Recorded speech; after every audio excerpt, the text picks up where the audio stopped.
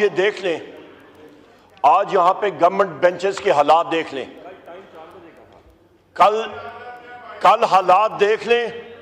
कल क्योंकि डंडा और चुरलू चला हुआ था तो यहां पे टकी के साथ सारे के सारे जितने मिनिस्टर्स थे और प्राइम मिनिस्टर यहां पे लाइन हाजिर था। आज ये हालात देख लें। कल जनाब स्पीकर जिस अनड्यू हेस्ट के साथ लेजिस्लेशन इस हाउस में हुई है, शर्मनाक वाकया हुआ है। कल ऑपोजिशन का हक है, हम लोग यहां पे लोगों का मैंडेट लेके आए हैं।